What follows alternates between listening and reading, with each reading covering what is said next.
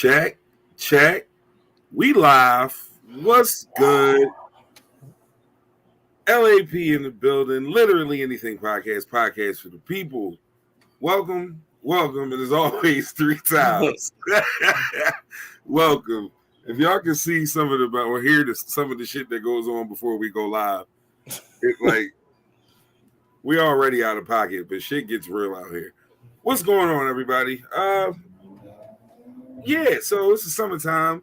I got the fat nigga towel because that's what I do during this time of year when we have shows. I have a towel with me the entire time. So if you're new to this, oh no, I was about to say something. It was going to sound awful. So if you're new to this, just understand the fact that you'll see me. I was about to say never mind. I'm not even going to put that shit in the universe. Anyway, damn. What's good, folks? Damn. So normally on a Thursday at 7:30 when we get out here in these rooms, as my man likes to say, Bless you. We are on YouTube, we're on Facebook, and you're usually on Twitch. I ain't gonna lie to you, the Twitch love is low. The Twitch love is extremely low. And you know, I get it. It's not really a market that my demographic is cornering and shit. The people that are listening to us, most of them won't have Twitch accounts, and I understand that. So, what the new thing that I'm trying is, instead of going on Twitch, we are live on Twitter for the first time. So, if you're on Twitter and you do not follow us, please at lit_any_pod, literally anything podcast for people, at lit_any_pod. But we were off last week, man, and a lot of shit went down since then. We've had a healthy amount of things to talk about. We're going to get the most of that shit. But as always, also, Big Shadi will be joining us sometime in the next half hour or so. So please look forward to that. But it's hot takes, man. It's what we do. And I'm not saying nothing. I'm gonna let you go ahead and set your own stage, bro. Oh, why you set it up like that? I mean, because I was about to do a whole, but that's not my place to do that. You dig me? Like, oh yeah. I mean, hey, bro, things happen. Weirdos gonna be weird, bro. I ain't even really gonna go crazy. Right. We talked about this topic on the pod before about how people, family members, would be giving these individuals hell who are gay or who are living a truth. Mm-hmm. But let your sister touch somebody, you know what I mean? Like, and everybody was, oh no, we can have a conversation. All of a sudden we want to talk. Yeah, so for like 4 days, I'm getting antagonized by this lady. Like this lady hit me up talking about, damn well I didn't rape you. Like wilding, like she sent all these long nasty messages to everybody in my family, like put me in groups with the elders of my family. I don't know none of the text messages. By this point, it was like the rest. Like I started snapping on there. Like I said something wild. I was like I would say suck my dick, but you did that when I was 11. Like I was in there talking crazy. You was talking crazy to her in front of all these old people. When I had to make these phone calls, like I really apologize because I would never want you to hear me or see me talking like that. But you gotta understand that this woman is literally antagonizing me. You had to get that shit out. Like daring me to take her to court. Oh, okay, then take me to court. Take me to court. Knowing damn well that when it's almost 20 years later, like that the odds is not in my favor. Right. The odds are not in my favor. So like that shit is crazy, man. I mean, I had a moment, bro. I really had a moment. I had a moment, and my mom definitely held it down and rescued me from that moment. Say no more. No, that's the beautiful thing about having people who understand what you've been through. You know what I mean, and who can communicate with you in a way to get you up out of them situations where you're gonna let that emotion take you to a bad choice.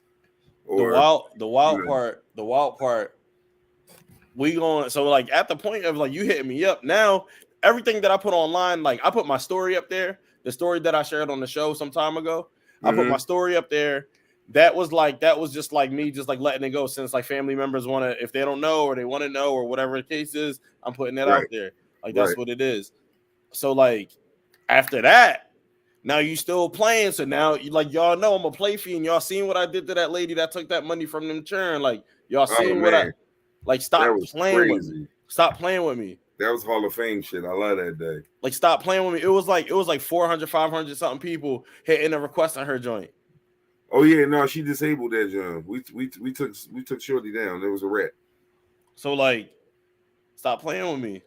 And then you still want to play. So like, I mean, I didn't egregiously put your phone number out there, but if it's going to be a narrative that's being pushed, you like the people like if I feel like I got to defend myself, the people got to see that it's not me. Like you really moving like a weirdo. Like scary too. Like and that's extra. And on one of my posts, her own son said, "This is the reason why I've distanced myself from this family, because I didn't know who to trust with this matter. I just want to say here that there's some truth to this." Which is crazy. Her son, bro. Like, and it's not even like that's my man's. I haven't seen him since first grade. Yeah, man. Like I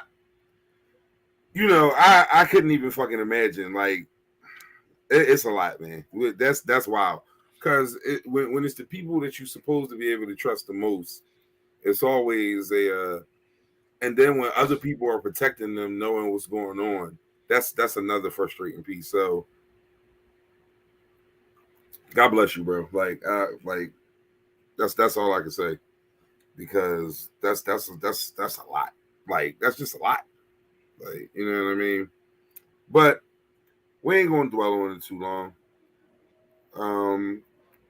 If motherfuckers keep acting up, we can act up too. So hey. Yeah, like if we want to throw hands, bro. If we feel the need to really act up, we got that as an option too. But for now, we just going, make it happen this way.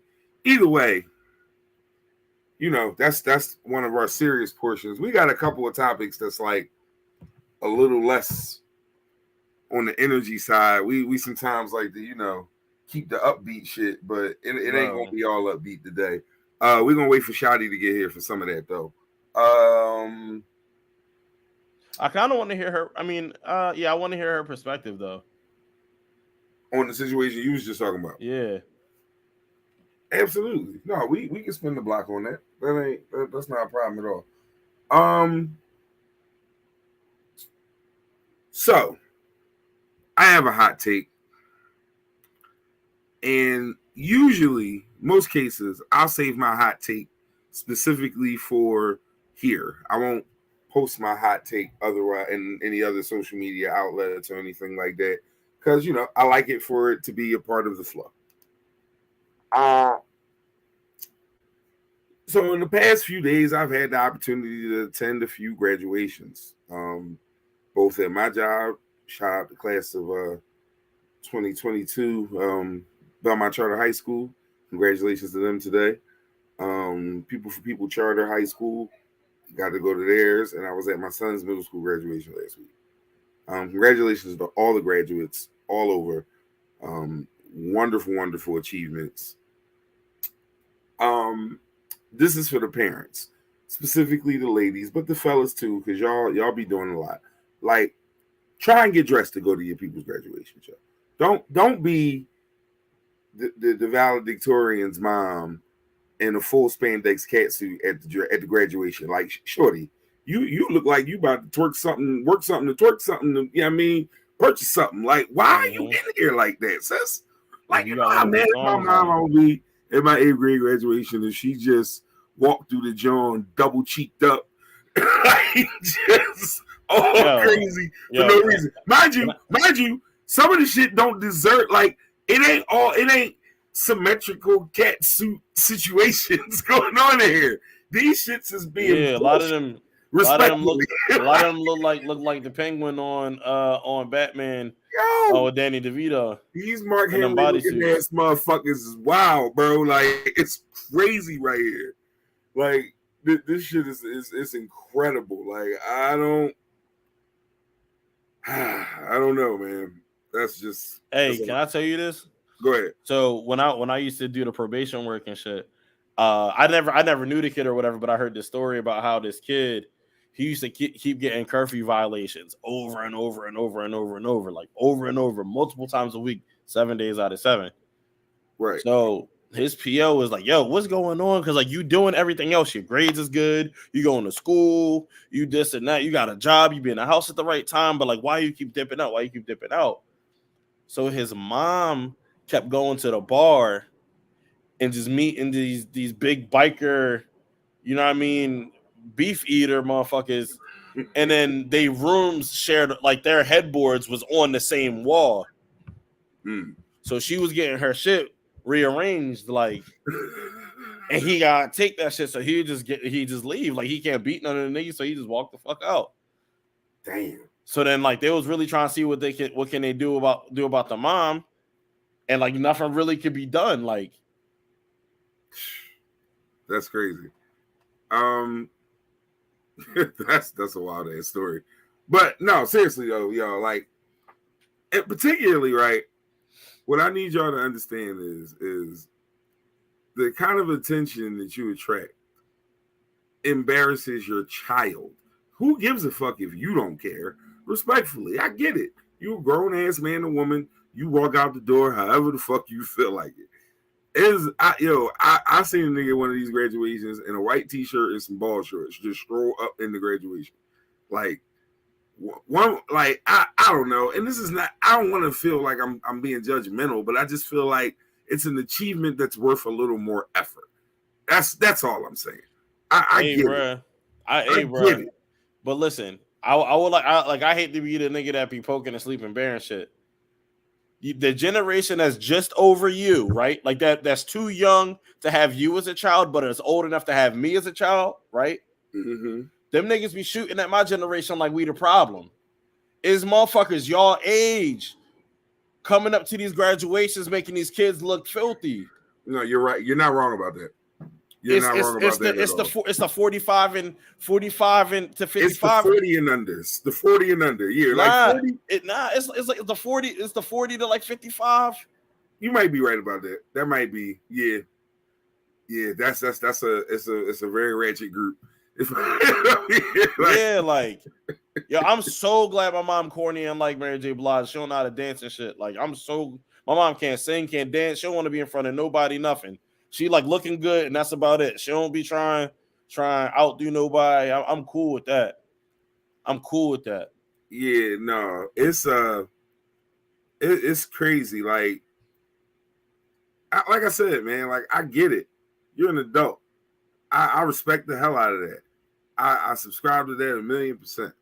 But my problem is, and inherently, what everyone else's problem should be, is that you don't want, like, okay, two scenarios, okay?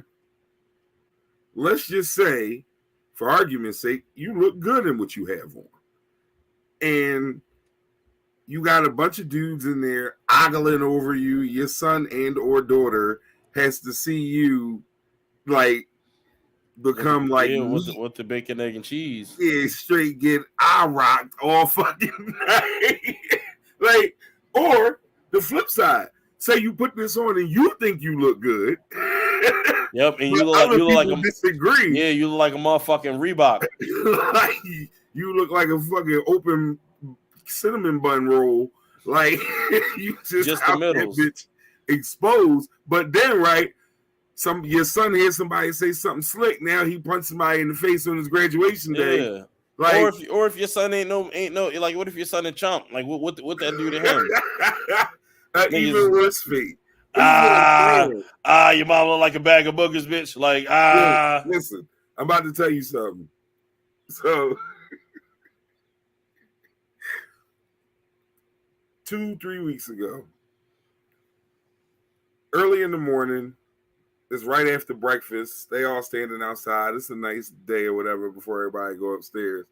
Young boys sitting in a group. It's like maybe 7 of them sitting there just rapping. So I walk up, give everybody that. I said, what y'all over here talking about?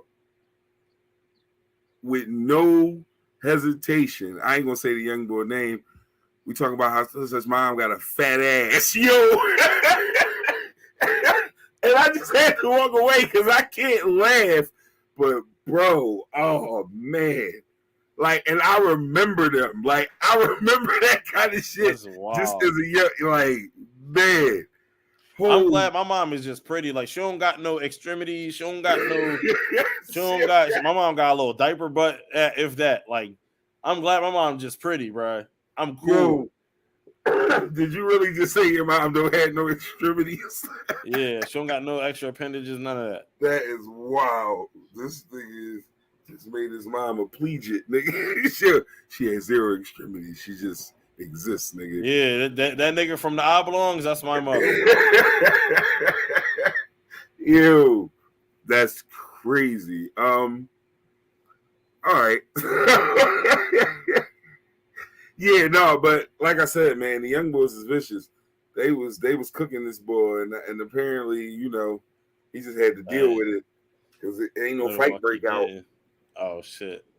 I know that shit for like you like you got in the shower expecting that shit to be like, oh yeah, this shit felt to feel good, and then just a hot ass flame just shoot out that bitch. You just gotta sit there and wash yourself with Dove or Axe with the beads and fire. Oh shit!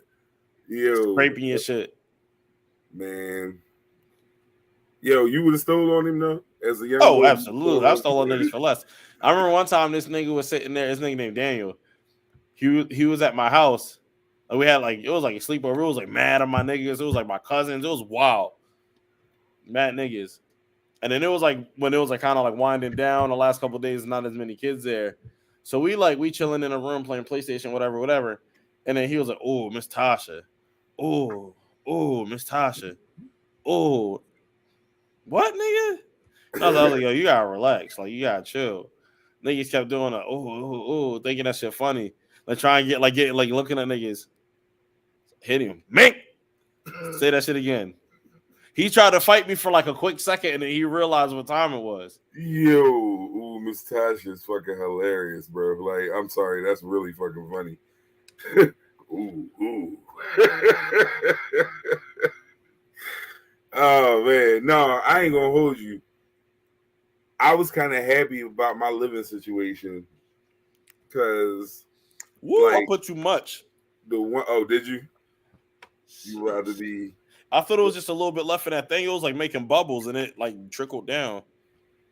But it's on. That boy was strong. Yo, no, I remember being a young boy and like being happy that like my dad was in a situation where niggas ain't crack jokes like that with me. Like, no matter what they might have thought. Like, no, Mr. George be wildin'. We ain't fucking with it. It wasn't that. Like, niggas had the utmost for Pops. Like, it was always that. But the girls used to say shit about my dad too. I used to get on both sides. Oh, word. Pause. Yeah. Yo, I didn't even catch it. I would have let you live with that one, but yeah. Tis the season, you heard? That nigga said pause. Yo, no, yeah. Tis the season, you heard? See, I had the old head pop, so it wasn't that with my dad. Everybody my dad was just the coolest nigga. Like, that was his flow. Like, no, Mr. George cool as shit. That's all everybody used to say all the time. Mr. George cool as shit. Like, word. George cool as shit until he put his foot in your ass for forgetting something. Y'all niggas don't live here. That's what I used to say all the time. Like, fuck out of here. Y'all don't live here. I live here. He cool. I miss that nigga every day, but it was some days where that motherfucker was a tyrant. And not like on no mean shit, just on some stop playing with me shit. My dad was one of them. He'll let you go all the way to the end. Like, you know how some parents would be like, you're going to get yourself in trouble. He not doing that shit. He going to watch your dumb ass. Wait till you get to the bottom of the lake on your last breath, pull you up and be like, stop fucking playing with me. Like, he was that kind of dude. You know what my dad would do? My dad would see your dumb ass like looking at like just being interested, like just looking at that lifestyle. Then grab you by the back of your motherfucking corduroys in the back of that hoodie and just throw you right into that lifestyle and be like, now swim, nigga. You want to look over there? You want to look over there, nigga? Now swims. See, all right. Oh yeah. Find your way back, like literally on some Leonard Washington shit. I'm about to say, so your pop was on some Leonard Washington type time. Goodbye. Like that nigga was. Yes. Do you sell rocks? I heard that's what they do for money out here. My dad was I was getting in a lot of fights and shit, like early. And it wasn't even on, so, oh, yeah, let's channel your anger. It was like, nah, nigga, we putting you in a box and just cut. I want, like, nigga, somebody gonna block your eye. I can't keep hitting you. So you gonna just learn that there's niggas that's bigger and badder than you. I mean, it's a lesson. Hey, boy, I mean, he was kind of wrong because, like, I was doing my shit. You was out there smoking the motherfuckers? Nah, I wasn't smoking. I was getting my ass beat, too. But, like, I wasn't, you know what I mean, sitting there taking it, pause. I mean, you know, you ain't never been no bitch. Ain't no punk bitch. The Rush Hour John. You swinging that shit. Talk about you put too much in there. You swinging that shit. Flavor. Like it's Gatorade, nigga. I want to address something too. Because I thought about this the other day. Go ahead. I was listening to one of my songs. I forget what song it was. And I said something like, "Oh, I never took no loss," or something like one of them lines. They never took no loss, never ran, like one of them things. And I thought about it, and I was like, damn, it's definitely time that, like, there's been times, like, it's like middle school where I definitely took shorts. But, like, these niggas really thought they had a one-up on me. It was like I was so afraid of Darnell, I cannot get in trouble. But then it feels like a nigga that I know that I was about to just, like, oh, yeah, like, I'm gonna humiliate you, basically. It always happened at the times where it was, like, one of the niggas, like, one of them ones that I could really, like, that, like, he beat my ass, but if I win, this shit gonna look good on my resume. You feel me? Right. It always happened on one of them ones. Like, my man's right now, he booked right now. My man's, I don't know if y'all know, Puerto Rican people be nicknaming their kids Puto. I don't know why, but y'all do that, so I'm gonna just allow it. So my man Puto, he was like one of the niggas, like gangbanging at an early age, all that shit. At one point, he didn't like me for something. He thought I liked this girl or something like that. I wasn't scared of him. I really wasn't. I know he could probably beat me the fuck up. Like, I do that. His hands was nice. Like, I knew that. But, like, I was not afraid of him. Right. It was at a point where I was getting in so much trouble in school. My dad was like, yo, dude, I don't even care. Like, come home 3 minutes late. I dare you. It's up. Like, it's really up. So when a nigga was like, nah, nigga, fight me, pushing me and shit. And I'm like, bro, I can't. Like, nah, you pussy. Like, I wasn't gonna sit there and disrespect him because I didn't have no problem with him, and like I was scared of him to like that. We gonna fuck around and find out. Like scared of him, like these punches might hurt if they land. Like, you know what I mean? Right. But not scared of him to like, nah, I don't want to fight this nigga. Yeah, but you also knew you had a greater fight to get to. Yeah, like I'm gonna really get my shit stomped the fuck out when I get in the crib. Yeah, like if you talking about I gotta fight you or fight him, I'm gonna fight you, but I'm gonna kill you. Like, you're not going to get the best version of yourself against me in that situation because I'm going for blood, bro. Like, so there was like a confusion about me. Like, niggas knew that I could get busy, but like he be taking shorts and shit. Like, yeah, because I don't want to have to get sent to go live with whoever, go live with my grandma, go live with my mom. Like, this is where I want to be at, but I was just a fucking goofball that took it too far. Right. You know how that go. You know what I mean? And on top of that, I was bullying people just prior. I was bullying niggas. I mean, you know what I mean? So then that's my MO. Deja had to start it then. Like even though my nigga was like really banging, he really didn't get in trouble in school. You know what I mean? He just was like quiet and shit. Like people knew, but like he was just like mad quiet. Like just like crack a little joke every now and then. Like that's my man's for real. Like that's really my nigga. But like to this day, but that's like just a I don't know, an example. Right. Well, I mean, one of the things, man. You know, it always everybody has a different experience growing up with their parents and how they discipline and the shit they do and you know the shit you get into in the neighborhood based on your fear of your parents. Because, listen, like, I was scared of my pop, but I was scared of my pop in a way where I ain't want to do nothing, like, major. Like, I wasn't scared of my pop, like, I would come in the house a few minutes late. Like, he don't give a fuck. Like, he ain't worried about that shit. I was scared of my pop, like, no, I'm not robbing this nigga with y'all because my dad gonna leave me in jail and I ain't going to jail for you niggas. Like, I was that nigga. Like, I was on that type time. Like, he had a long range, more like potent fear for the real shit. Like, the bullshit, whatever. That's the bullshit. I'm a teenager. I'm supposed to try and come in late and do all that. That's age appropriate shit. That other shit is just dumb. And that was where he drew the line with it. But rest in peace to both our dads, man.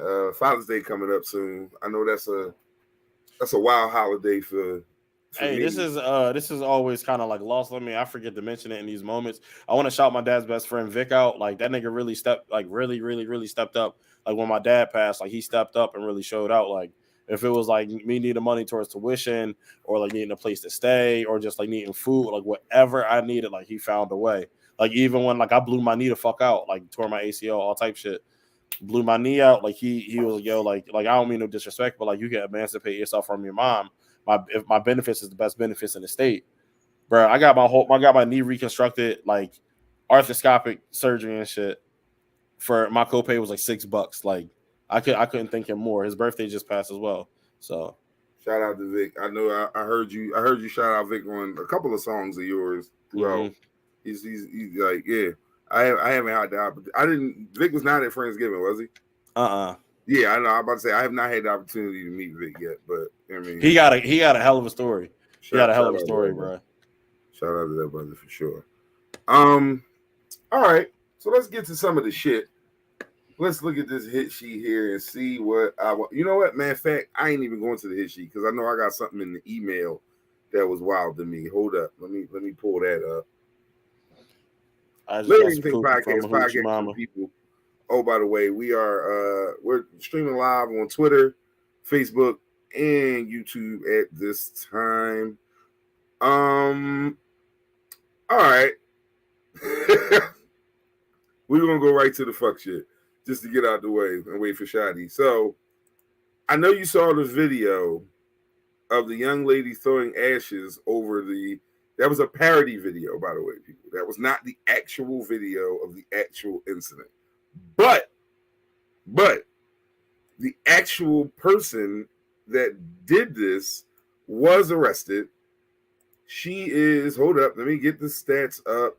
Augustine Gladney. Oh, she sound like her pussy fire. Of Fort Worth, Texas. Now, see, you shouldn't have said that. You should have waited. Oh, that's the dead lady? Nope, she ain't dead. No, it ain't even got nothing to do with her being dead. I was about to say.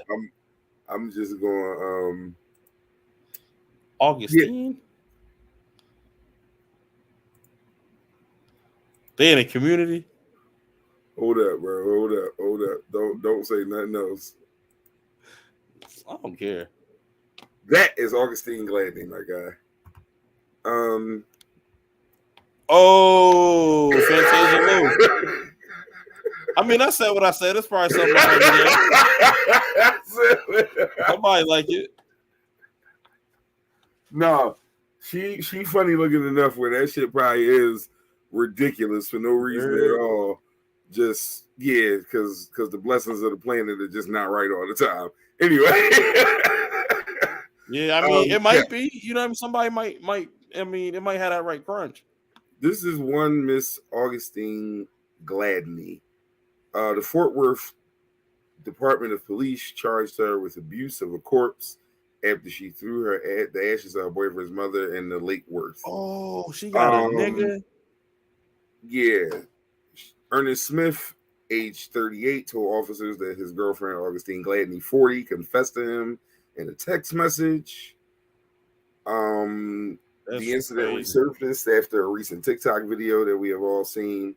There's no confirmation from authorities that the video is authentic, but most social media users have confirmed that the woman in the video is not Gladney, but a comedian trying to go viral through this skit. So that's wild. Hey, like imagine like just going somewhere random, and then like they're like, oh, like where'd you throw our ashes at? Where you throw our ashes at? He was like, oh, I threw it over by like the river. It's like, no, that's where my grandfather died. Like some shit like that. Like, No, that's where my mom saw her dad die. Like, Oh shit! she hated that place. Yo, that's crazy. You ain't even know you just disrespected the fuck out this lady even further. I'm about to say even more than you already started though. So Somebody tried to yeah, snatch he her up discovered the here. urn was missing on June 3rd, 2020, nearly 2 years before she was arrested. The two were dating at the time. Relationship was on the rocks. He overheard her tell her daughter on the phone that she threw the urn in the lake. About 4 hours after he heard the conversation, Gladney sent a text confession, which he kept for evidence. She faces up to a year in prison and a fine of $4,000 if convicted. How the fuck you gonna pay the government because you did this to this man? Ain't that a bitch? Where did that fine go, bro? I don't know. To clean the Ain't lake, maybe? I don't know, bro. Nah, dog. You can send I'm a just 15-year-old down there. I'm just That's telling you. wild. I'm not telling you that's what happens. I'm telling you that's a guess from me. That's my guess. That is crazy. Yo, imagine. We both been through this type of trauma. Imagine. It's bad enough that they done desecrated my peoples, right? She Gronk spiked this shit in the fucking Lake Okeechobee. Because I know this shit got to be somewhere in Florida because only shit like this happened in Florida. Oh, no, you said Texas. Texas is number 2. I mean, Florida Junior on the big it's scale. Florida, Texas, California. Like, yeah. This weird shit happens in those 3 states more than any other state. So now you got to deal with all that. They run up the only sent her to jail for a year. She won't get out in 8 months, 7 months. For sure. Like it's a high profile case. She might do half a year. And let me do a class in that bitch and have a job. And these hoes gonna leave me alone because women prisons is not that bad for real. And that's documented. That's documented. I mean, listen. All I'm saying is that she clearly is not afraid to get busy on a disrespectful level. At all. So she comes in. Put a tampon in the sandwich quick. And it'll be another bitch tampon. She comes Sally, in. Let me hold that. Clearly ready for the shit, like without any question at all. Yes. She showed up for the shit all the way. Yes, she a crash dummy. Or let's keep it a bean because Left not here, so he can't jump on Kev Samuels. You know what I mean? What did that man do to push her to that point, bro? No, that's a good question. I cannot act like that's not a valid discussion. Clearly, at some point, he has rubbed her the wrong way, and she rubbed that urn. Yeah. No, you're right about that. I won't disagree with you on that. But either way, $4,000 in a year in jail seems. I don't know. You put my mom ashes in the gym, like I wouldn't even say. I'm not even gonna say that shit out loud. It's gonna be filthy though, like filthy, like razor blades and lemon juice. like it's going down in a disrespectful, ignorant ass way. You remember ignorant with no R. You remember young moms used to say corny shit like "I'm gonna go medieval on your ass." Like he's like, bitch, I don't know what that mean. My mom never said that weak shit to me. I would have laughed at her. Although, to be fair, my mom wasn't no ass whooping mom. Oh, my mom was. It's part of the reason why now, with my spoiled ass children, I was not raised like, I ain't gonna say I ain't never get my ass whooped, but you know how some parents are like ass whooping at last resort, and then some parents are ass whooping at first resort. And then there are some parents who are like, middling somewhere in that other range between those two. I happen to have ass whooping at a last resort for a father and somewhere in the middle for my stepmom, and ass whooping as a no resort for my mom. My mom whooped my ass twice in my whole life. I remember both of them because I thought she fucking hated me. Because, lady, you never touched me before. What did I do to you? Why the fuck did you like it? This shit was crazy. I felt the way. Yeah, goddamn. I guess so. My mom was more like, my mom used to like I don't know what to call it, like miggity mop, like miggity mop. Like she ain't really like she wasn't like swinging on you and shit. Like she might hit you with something, or she do like a miggity mop. Like she'll like hit you like with a fist and then do one of these in your face. You know what I mean? She hit you with that miggity mop. Like I don't know how to explain it. Like that's what she used to do. Like it used to feel like it used to feel like some keys. Like that's what it felt like. So it's yeah. See, my mom, she didn't whip my ass, and we didn't do the beating thing. But if I got a little too slick, she would definitely two-piece me, like body shot though. Like my mom was quick, like them back, like oh, all right, my bad, all right, I'm playing, cause like she's still 5'10", like it ain't like she not like this ain't no petite woman we talking about. Regardless, she's like, and she had reach too, so I ain't even had to be close. Them shits just back, like yeah. It used to be. It used to go down, bro. Definitely. Nah, my dad used to do this shit where he used to be like, he's like, oh, like I'm so mad, I don't even want to hit you right now, and then fuck you up, right? And then fuck you up a straight body shots, hard as shit. Make. Fuck you up like really within an inch of your life. Like I'm really like Goku, and I gotta go in a hyperbaric chamber for next time. Like next time I do something bad. And then like when we good, he be like, yeah, you know, like see, like I'm really trying, like I'm really not, like I'm not putting my hands on you, like you know what I mean, like you just got to do better. I'm like, my nigga, you just beat me within an inch of my life.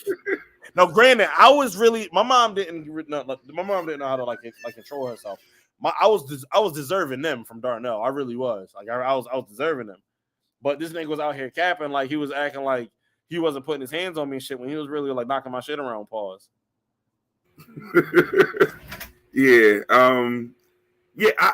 Man, listen, and it doesn't mean anything. Like it's lent to my parenting style. I don't really beat my kids. Like it's not something that they go through. They got some ass whoopers when they were younger, but like I'm not whooping no teenage ass. Like it's just no need for it. Like I have so many other ways that I could hurt you. If I hit you, it's just because I wanted to hit you, not because I thought it would be effective. My dad tried that shit. I told y'all before, that nigga made me fight him. And nigga, that shit just didn't hurt like it used to. Like it just didn't. Like it just I did not go through that, man. All my folks went through that. I'm about to get my dad. Like me and my dad gonna run this feed. I did not go through that shit. I don't like. No, bro. We good. We always good. I ain't fighting you, nigga. I wouldn't fight him if he tried to fight me, but we never had that. Maybe fight back, nigga. Fight back. Yeah, no, I never went through that. I don't. I had a healthy fear that if I tried to fight back, he really might take me out.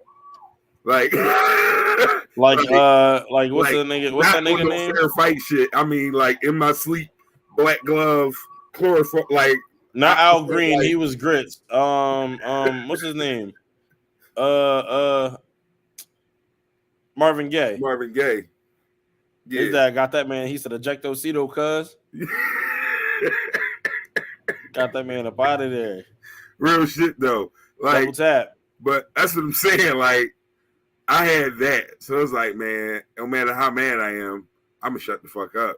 Like, my dad was that. He definitely was in that Debo pocket for sure. Like, when he leave, I'm gonna be talking again. Like, for real though. I'm not saying shit while that brother's over here. Yep. So, you know, but like I said, man, it's June, it's Father's Day month. Shout out to all the dads. And dads to be, so, as my guy right here is a few weeks away now. Man, that's some bullshit. Yeah, nigga, it's about to happen. It's the fuck time. I don't even know, dog. It's like I'm not even scared. I'm just like anticipating it. Like I'm just like yes. It was I went to you know what I mean my little niece Veronica's niece softball game the other day, and it was this little boy. He was full white, but all of us was like, yo, he gonna look just like him. Like he really gonna look just like him. Like he was like brown, like you know, like a little butterscotch little kid, and curly hair, like just like thick, like not even like curly like this, like more white, but like still like he might like. I don't think that man that's be catering to him right now is really his dad for real, but we gonna let it go. Like his dad really might look like Evan Ross. Yo, stay in the lane, bro. So finish your thought. before you start having Maury Povich shows over this bitch. But so yeah, I'm really happy. I'm really like, but just like the all the shit, the in between shit, like it's just like I don't know. Like I was like, damn, like at least you know what I mean. My at least since my dad not going, he not going to really meet my dad. He only going to know my dad through, you know what I mean, by just like speaking in his memory. Where like at Right. least like my grandma, like because she's an awesome grandma, and then like she go right before he come, like that shit sucks. Right. I mean, you know, I'll give you a quick little story from me with that. My grandmother passed on the same day Brandon was born. Literally, Mm, like within hours of each other. I got the news that my grandma passed and my son was born a couple hours later. Same day. sheesh. So like it's definitely one of them things where I could have easily let that be like, damn, why would you do that? I could have really let that be a thing, but the only thing I could do was like spin it as a positive and that, she brought him to me. Like she went to go make sure because Brandon, his birth, he had a couple little complications throughout. He was in the hospital for a few extra days, so I had to frame it in my mind in order for my own sanity. I had to frame it in a way of, yeah, she made sure he got through here the right way so he could stand up when he was, when it was time. And on top of that, our grandma, she was ready. She was like, Yeah, a lot of the times in them situations, man, when them people be fighting and be sick for a long time, they be tired, man. yeah, Tired, and they be tired in a way that you can't comprehend unless you're going through that shit. Like, yeah. She was ready, but she was young. Like she was only 71. She was young. You feel me? Like Vic's mom 71 and she got an iPhone. She drive herself everywhere. Like right? It's she it's go levels food to that shopping by 70. herself. Hey, Put man, her stuff away. It's a different quality of living. My no, I grandma was sitting around a lot. You know what I mean? Eating bullshit. Like yeah, man, I definitely understand, man. I definitely understand. Um, but definitely rest in peace to your grandma, man. Like, have we been on since then? no, we Like have bro, not. We have I've been not. so We scatterbrained. have not. That's why I said it. We have not been on since then. No, we have not been on. So, you know, um, we always got your back over here, bro. It ain't. It's not. It's no need for me to get into it right now. You already know. I was on your line. We talked a couple times throughout. Like that's what we do. So it's always love, and I hope your family continues to heal through that situation, good brother. Thank you. Um, let's see here. Trying to wait for Shadi to get on and get to this other thing, but we know sometimes the RCM be acting up. We don't really know. Um. Oh, okay. How you feel about this? No, we gonna get right to this. I hope she jump in. Let's get to Michael B and Lori Harvey because the conversations coming out of this are hilarious. Let's Yes, get to that real quick. sir. I'm gonna keep it a being with you. I know a little bit about a little bit. I just know she left him, or allegedly she left him.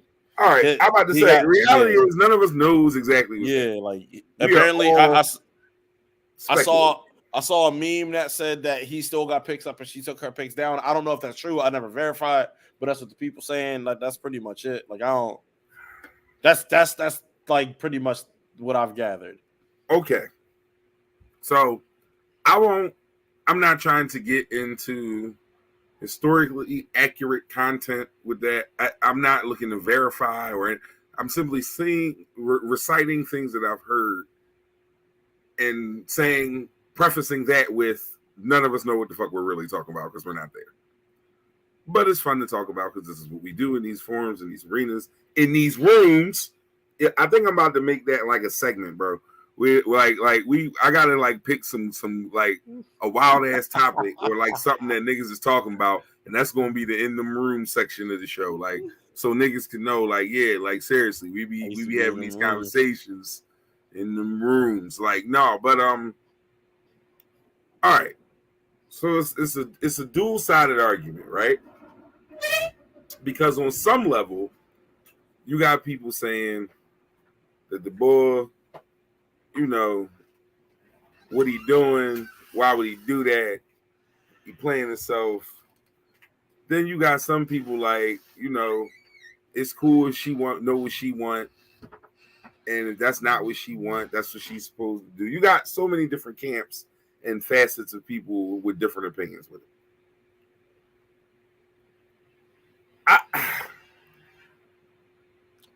I am of the belief that woman can do whatever the fuck she wants. Maybe I'm in the minority with that. It seemed like the fellas is down bad over this. These niggas is goofy, bro. This bitch just threw this nigga's mom's urn off the goddamn lifeguard stand. We know why, dog. And then now a pretty bitch want to leave a pretty nigga, and we want to be up in arms. Y'all niggas is soft. Y'all niggas is fucking. Yo, cookies, a dog. pretty Y'all bitch niggas want to leave a pretty nigga. Yo, y'all niggas is soft, bro. That's a bar. Yo, all right. Pretty bitch want to leave a pretty nigga. Every time a girl do something, every time a woman do something, these niggas want to get up in arms, bro. We putting these girls through hell, like historically speaking. Yeah, like everybody always talking about, like, historically speaking. Oh yeah, every ancient war fought was over a woman. No, every ancient war was fought over a bitch ass nigga that was chasing behind a woman. Stop playing with me. Y'all niggas wilding, dog. Like, y'all are so corny. Always on some weird shit. I don't disagree with you. Like, my whole thing is this, right? It's like everybody want it every way, and that's what pisses me off. Like, we can't have it every single way for every single thing. Some shit you either gonna have to be on one side or be on the other side, and it ain't it's no flip flopping or none of that with that.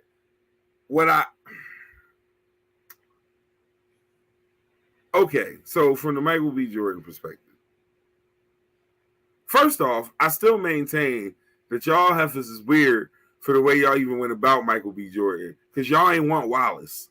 Fuck out of here. Y'all ain't want Wallace. Hold on. But they ain't want the pretty nigga too, though, because remember they was calling him gay. Right. Hold up.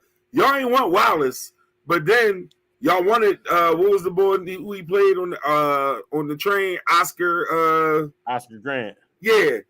So y'all, when he said, "Oh, we like him as Oscar Grant," Then the nigga went to Wakanda, and then they loved him, and then after that he was gay. Like, so y'all weird with the way y'all deal with him from the rip. Whatever. Facts. That's how y'all. Facts. That's y'all thing. I don't get no skin off my back either way. But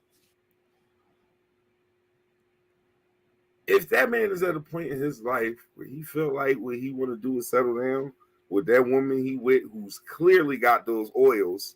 Because clearly, the Vicks Vapor Rub, the viscosity on that motherfucker must be the cheese pull on that sandwich. I can only fucking imagine that she's doing things these days because they act up, every last one of them. She had a father and a son about to whoop each other's ass over them yams. Yep, like that macaroni and cheese pull. I know. Yeah, man. She got the motherfuckers stirring. Yeah, so, that shit sound like a washing machine. A waka waka waka waka waka waka waka waka. Yeah, man. She's definitely got that Badu level mystical coochie. Like, I don't know, like that's that water that Shorty pulled out the joint when Bobby Boucher went down. That's right. I'm telling you, that shit. Special water here. That's an Everfresh. That's a special enchantment that only the realest can find on Skyrim, bro. Yo.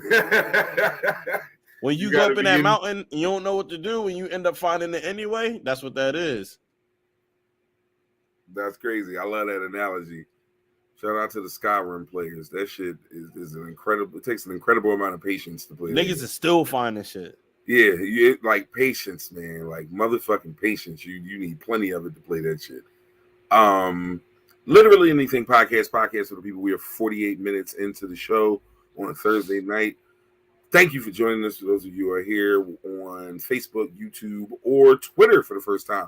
Twitter is weird though, so I can't see how many viewers we have on Twitter. So if you notice, I'm in my phone a little bit more than usual because I'm just trying to follow along. We've had as many as like 6 or 7. Right now we are sitting on, I don't know. I can't really see. I'm waiting for it to load up. But Shout out to anybody who checked this out on Twitter. This show will be available on Apple Podcasts and Spotify at some point. I can't even give y'all dates no more because I'm tired of lying to y'all. But it'll be on YouTube immediately within the hour of us ending the show, so you can check it out there if you miss anything or would like to share or any of that shit. Let's see here. In positive black people news, because we always like to uplift those of us who are making big moves and doing big things. The Denver Broncos were sold to a investment group headed up by the Walmart heir. So he's playing with Walmart money to let you know. Rob Walton is his name.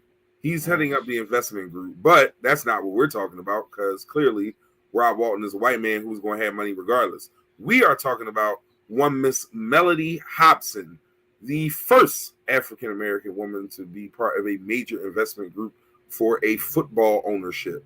This is not some token thing that they are doing. She has taken her money and invested it with the group, and she is part owner, minority, mind you, but part owner of the Denver Broncos, and the first black woman in history to be a part of an NFL ownership group. So shout out to Melody Hobson, because that is going to be the answer to a goddamn question one day that your kid's going to come ask you for like history homework or a research paper or some shit. They're gonna ask you, did you ever hear Melody Hobson? And because you're probably sitting there drinking and smoking right now, you're gonna say no because you're gonna forget. But regardless, Literally Anything Podcast is the first to tell you about Melody Hobson, minority owner, Denver Broncos, first black woman to ever hold such a title. Salute her for sure, because that shit's major. Because they don't want us in them rooms with the motherfucking with the NFL. They don't want us in there. Like they can get in baseball ownership groups, basketball ownership groups. Like nobody want to own a hockey team. They're not extremely profitable, but football, it's been a fight to get up in there, man. So that's a major thing. Why is football the most entertainment and they just do everything wrong? We got niggas in NASCAR cuz like, oh, matter of fact, I just bought the Bubba Wallace Funko Pop yesterday. Did you? I sure did. Okay. For a discount too. It's one of the ones that you take out. It's not no coveted type, you know what I mean? Yeah. Like some of the joints, you know the ones, because the more difficult, if you don't get it like right on rip and you trying to get it, how difficult it is to get your hands on it will let you know how valuable it is. And you're not gonna get it in Target, or rarely gonna get it in Target. Yeah, them shits is real. They had you on some other shit, man. So over there the last couple of weeks, I really was like very inactive on our social media accounts, man. I just didn't have it in me, man. That shit's a lot. I just didn't feel like it because I was trying to finish up my school year, get ready for put a summer program together for my girls team. I had a lot going on, a lot of things that I was trying to do in my mind. On top of that, me and my family are taking our annual vacation. We'll be leaving tomorrow. Next week's show, I'll be broadcasting from the beach like I was last year. I think that was a me and you show, Hood. I think that we rode solo on that, John. I think Left was with us that week. But I got a guest lined up for next week. My man Darren Burton going to be joining us next week. And we really going to dive into the men's mental health thing. Bird is a serious proponent of that. I love his stories and the way he tells them, as far as like, he does a very good job of letting you know everything he's giving you is from his perspective. And he's not like, you know how when some people talk about they shit, you feel like they talking at you. I think he does a real good job in the way he speaks of letting you know, like, this is me and these are my signs. And you may have different things that you see and you may deal with it differently and you may have a different approach, but get the help and talk to somebody and all that and do things that feel right for you. He's very, very big on that shit. And I appreciate his message. So he will be joining us next week. He's funny as shit too. So we're going to have some fun on top of all of that. So it's going to be a good show. So please join us for that one next week. I got a guest lined up for the week following that too. But we'll get to that, man. One thing at a time. we are here right now, 1 hour in.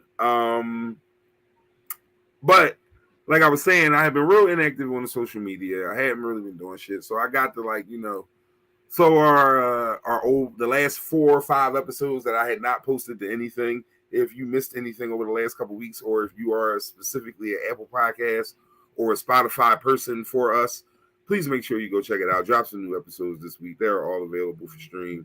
I put some music to one of those, and it was our LAP own Lefty left with the Wise and Like Kid track. Listen, man, I ain't gonna hold you, man. and I know I said it maybe 2 weeks ago, but I need to reiterate it.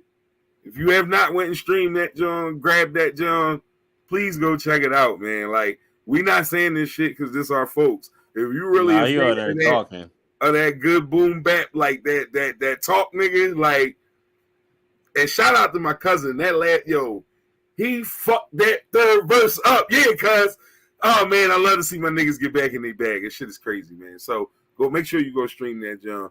It's I put it on all our reels, our stories, everything this week.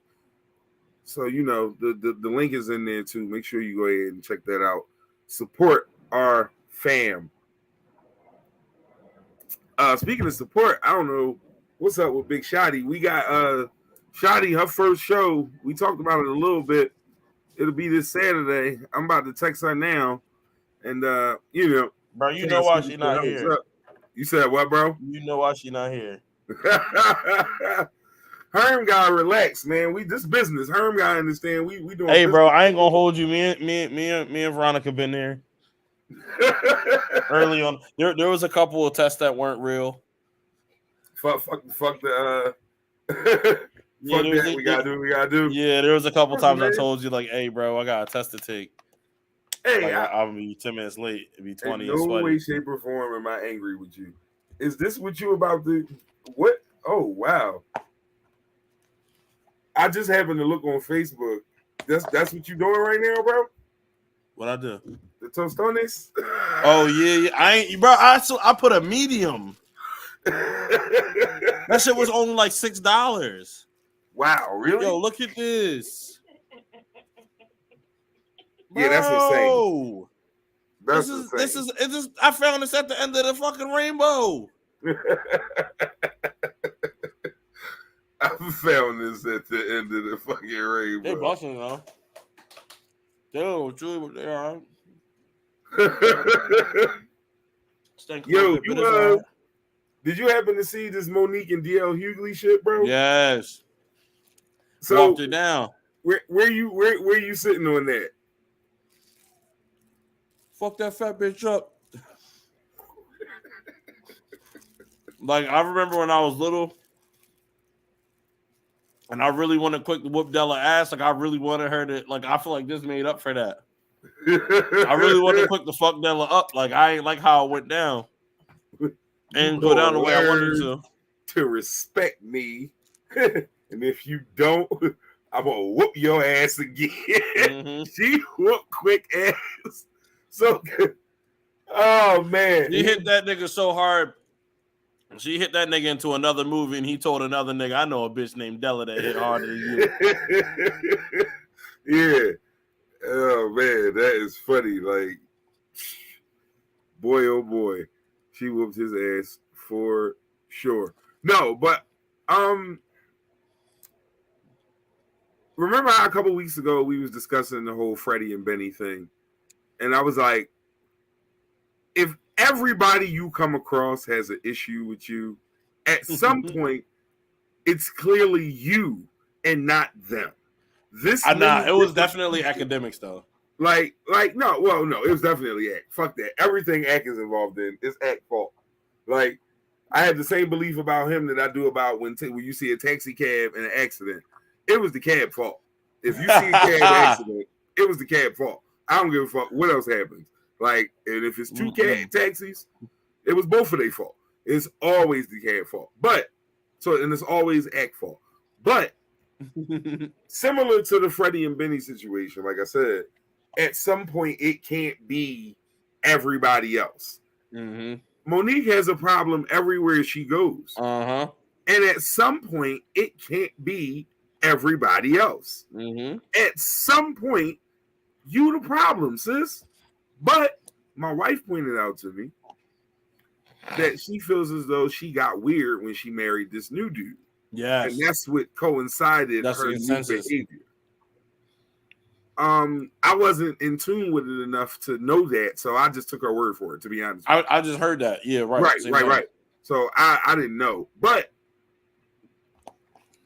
excuse me. I feel like she fucked with the right one. Cause I like I fuck with Buff DL.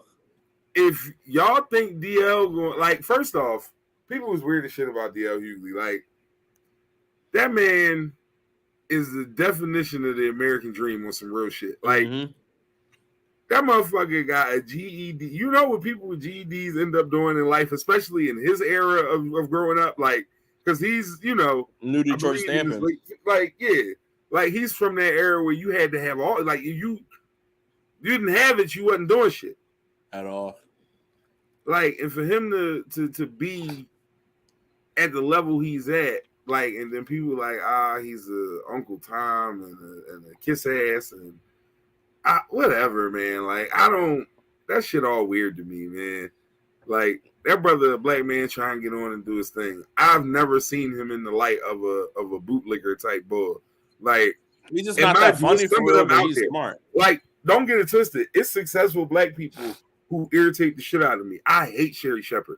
Sherry Shepherd makes me so fucking mad, bro. Like, god damn, get off them white people ankles, lady. Like, what's wrong with you? Like, I hate that shit. She drives me up a fucking wall. So, don't get it twisted. Your success is not, tied to your morals on that side of things. But at the same time, like, my nigga, what's up? So, I seen Steve Harvey chimed into that shit too. Steve was low key about it. Like, listen, man, I'm gonna keep doing me. I ain't really worried. Like, he ain't really have a whole lot to say. That nigga too busy. I still want that Prada bucket hat is still the flyest shit I seen this year. The joint that he had on, that shit was cold as ice, bro. That joint was vicious. So, but DL is definitely not wrong in this. First off, sis, your contract that you posted on your joint was wild suspect looking. I saw that joint. I was like, hold up. She making shit up out here. Like, it felt like Juicy Smoothie. Yeah. It definitely felt like a smoothie. Juicy smoothie. For sure. Speaking of that, did you hear about the show, my God? In London's O2 Arena on September 3rd, there will be a co-headline show with Dave Chappelle and Chris Rock on the same show. I don't know if it's going to be a full tour, but that is definitely going to happen that night, September 3rd in London. So that was announced this week. That, I don't know, bro. For me personally, those are my top two, stand-up wise, my two favorites. Bro? Like, alive. Like, Patrice O'Neal, Bill Burr's in that discussion because he's fucking genius. Like, I fucking remember. When I was driving home, I was thinking of my hot take, and I was like, I remember my boy texted me, and I was like, yo, I'm gonna stand by that. Like, I think that might be true. Chris DiStefano really might be like one of the best niggas out. That's the no. He from like Guy Code. He was like a chiropractor or some shit. He a doctor in real life, but he's a stand-up comedian. White dude. Yo, he's really like he really be like be taking you there. Like he is just like the writing is nice. I got to do a little more research on that. I can't give a good opinion because I'm not familiar. He play with the crowd, talk shit about your hometown. Like somebody say something, he say something back like quick. Like he nice. He nice for real. He like he like a nice nigga at the park. Like you know what I mean? Right. Sidney Dean. You know I'm a fan of a good stand-up, man. Like, and for me sometimes, even if the jokes aren't necessarily hitting, I just like stand up to understand the crowd and how to make that go. Like I watched Cat Williams, the World War III John. Like it was not his funniest material, but he's really good at that shit. Like in that on that stage, like using the whole stage and the props that turn, and the quick walk, delivery, knowing how to find the angles and the turns with like everybody that tells jokes can't go up there and do that. Yeah. Like, even if you like, again, I am not judging material within this. I'm judging the actual art of the stand-up, which is something I am a fan of. These certain people are just really good at that shit. Even if you don't find Kevin Hart to be the funniest stand-up comedian, he knows how to move that stage. Like he gets out there and does all that shit. Like, especially in the post, like with the camera angles and all that shit with his specials, he does a really good job of that. I think everybody that's like big with doing shit now has something. Like, but you know who one of the funniest motherfuckers that's doing it right now and don't do none of that shit? Earthquake. Earthquake is amazing, yo. As a stand-up, he's fucking damn near flawless, man. But he don't really do a whole lot of physical comedy. Yeah. But he one of the niggas that hold the mic at the bottom. Like he hold the mic all the way at the bottom, damn near the wire. Like he one of them niggas that sway a little bit. Yeah, and he gets to that flow with the storytelling flow. Like that Snoop Dogg shit, like right. With the cadences too, man. He knows the voices and when to pitch up and all those things. Like, yeah, man, he's a good one. Speaking of Snoop, quick one off that has nothing to do with nothing. Did you see that he gave his blunt roller a raise? What, to make 60,000? Yeah, I think he was making 50 before. I think he's a little over 60 now. And all he does is roll blunts for Snoop. And he make more money than a lot of y'all. Like, not hood, of course, because you know he's rich. But nigga, I'm broke, baby. No, but yeah, he gave him a raise. But back to the stand-up comedian thing. It's funny because there are not a ton right now new comedians that I'm really, really like having that I like a lot. There are a few that I like, but not like a whole lot. Most of the comedians I like been doing it for a while now. Like I'm a fan of most of the Def Jam circuit and like the part 2 of the Def Jam circuit. Like each of those 2 phases, and maybe even like slightly after that, the Kevin Hart push of those guys. I'm good on him, bro. And you know, no, Spank funny as shit. Oh, Spank is hilarious. Spank hilarious. What's the light skinned nigga name? Naeem. Yeah, Naeem funny too. Yeah. That, like, the other nigga that be wearing the hats, I'm cool. Bro. Yeah, no, I'm cool off board too. I would agree with that. He's definitely not as he a movie producer. Do that, my nigga. I mean, listen, everything ain't for everybody, man. You see what Brian did. He got all his homies doing different things. Speaking of which, Brian about to open a hospital, bro, for in Akron. It's a physical and mental health clinic that he's about to open for low income people. And like, I don't give a fuck about it. Like, y'all all know how I feel. Mamba forever. Kobe's my favorite player, but as a person, as like just doing shit and making sure you hold shit down, Brian is second to none, man. Brian's second to none. Like, nobody's doing as an athlete the shit he is doing and has done and continues to do. Quietest billionaire. Crazy with it, man. I didn't even know that nigga was close, bro. Like, I ain't even like. He's got a lifetime Nike deal. That's good money. Yeah, but I mean, like, I don't know. Like, I just didn't. Remember when Brian tried to make us think he drove Kias? Remember that? Oh my God. When Shaq tried to make us think, what was it, like Mini Coopers or some wild shit like that? Smart cars, some goofy shit? Yeah, no, but Brian really, like, got in his joint. Like, it was a Buick for Shaq. It was Buicks. Buick, Shaq big ass wasn't fitting in no Buick. Yeah, he need a fucking boatmobile. As a nigga who dad owned several Buicks, wife owned a couple, I done been in some Buicks, bro. Shaq ain't fitting in them rooms. Like, I feel like to this day, every Buick got that metal thing on the door for the ashtray holder, like that. Like every Buick to this day got that shit that you flip up so you can ash in there. Yeah, no, that was definitely a characteristic of the old Buick. That's wild. I ain't thought about that in a minute. Like, niggas used to smoke everywhere, bro. Like, you see, you not even old enough to really remember it. Like, I'm just old enough to catch the end of that shit. Niggas used to just like go to the restaurant, eat their meal, and just light a cigarette right there. Kids everywhere. Like, it was smoking sections of restaurants. None of like, them shits didn't have no filters. Wasn't menthol. It was nothing. Just 2 different areas of the motherfucking room, and you can still smell that shit. Like, bro, niggas used to walk in hospitals with cigarettes lit everywhere. Yes. The subway, just smoking a cigarette. Yes. The fuck, yo. I will put you in front of the fucking train, nigga. Don't blow no smoke near me. Man, listen. Niggas say what you want, but evolution sometimes is a necessary and real thing. Because imagine if we never came out of that bullshit right there, bro. Yo, can I ask you a question? You like when behind closed doors and all that, kids not around, none of that, you get goofy in front of your old lady? You be doing goofy shit? I must honestly say that I'm mostly, this is me.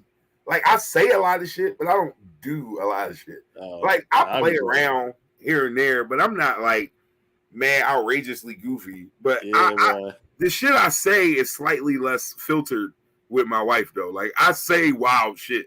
Not like, I'm way more like you when them doors is closed, like, with the type of shit I say out my mouth. Like, niggas will come here and be like, those two guys are nothing alike.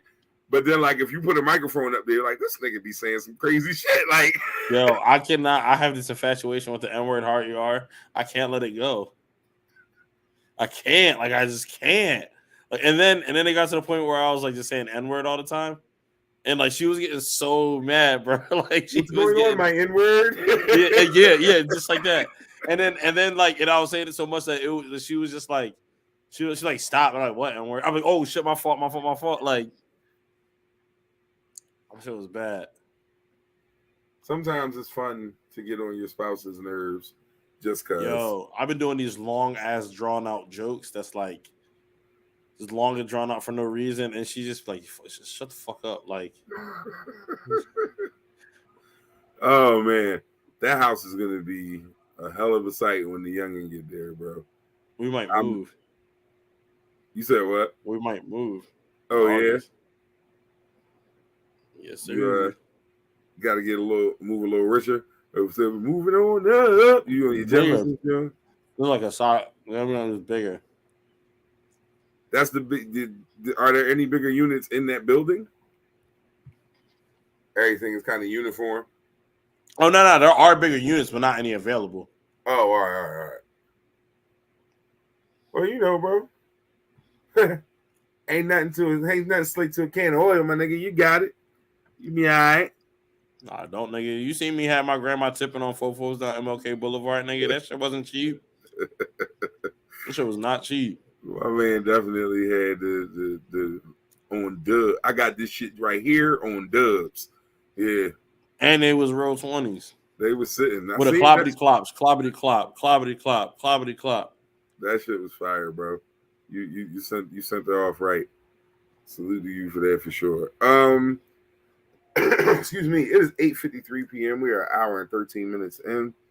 We have a little less than 40 something minutes or whatever. I don't know how long I'm gonna take it. Let's see here. What else we got? Y'all do Mischief Night in Philly? You said what? Y'all do Mischief Night in Philly, or is that only Jersey? No, they do that shit. All right. What? That was random as shit. What made you? I used to be doing shit on Mischief Night. Yeah, no, but Mischief Night different now, man, because niggas be shooting and shit. So you fucking around Mischief Night. I was driving. We had a little, work little department get together at my supervisor's house. Man, I'm driving down towards the old gig, like the one near the zoo and shit. Right. And it was like 5 12-year-olds and like 2 14-year-old like looking ass niggas. They all dressed in black with them goofy ass jeans with that receipt patch on the back pocket and shit. All them niggas got that shit on. And they all got the poo shiesty? Yeah, I was like, yo, one is too hot for all this. Two, I ain't even gonna look because it would shoot my dumb ass. Light this motherfucking Grand Cherokee the fuck up. Yep, Yeah, I'm it's cool. it's wild the way you got to move with the youngins because that's definitely always in the cards. Like These Karens better leave these boys alone because these niggas do not care and they playing for keeps. so, I was trying to wait for Shy, but I want to get into it. I don't know what's going on her side, but we'll loop her in if she comes in during the conversation. So last week in Philadelphia, for those of you who don't know, that's where we are. That's where I'm from. That's the general area that Hood works in. Although he is from Jersey. There was a shooting on South Street. South Street is a really popular like chill spot, particularly if it's big events in the city, or it's just a nice summer night. You don't need a reason to be down there. It's just one of those gathering places where people end up. There was a shooting down there, and we've talked about it in these spaces before. How I take issue with the use of mass shooting when it comes to these kinds of things, because I feel like the criteria for it is very broad and it does not take context into account. It's I believe, population based. Like how it's many population. people It's were. simply it's victim based. The more Yeah. victims you are, the more victims there are, the more that we classify it as a mass shooting. It's based on the victims and nothing else. So I'm not I get it. It's a lot of people shot at one time, but Uvalde's a mass shooting. Buffalo is a mass shooting. This shit was two niggas arguing and just It was a shooting. nigga moment. This was a nigga moment at its fucking greatest. This was not what y'all classifying it as. Like mass shooting is not what this was. It's just not. Like, yes, several people got hurt at one time, but this wasn't a random person deciding to do a random act to a random group of people. This was not that. Mm-hmm. But I feel like in an effort to darken up the stats, if it were, they do this because in urban neighborhoods where there's high crime and drug use and drug dealing and all that, shit goes on in that manner, in that fashion. That shit's really happening. People are on the corner and niggas is pulling up and shooting everybody who out there, and 3 or 4 bodies might drop when that type shit happens.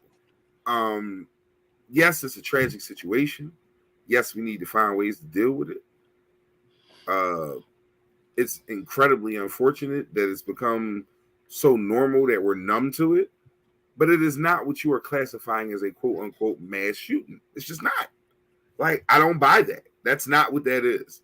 So, and I know that's probably the least important part of it, but in some ways it's not, though, because those numbers are being skewed, because a lot of times you'll hear people say, well, when that shit happened, that ain't black people.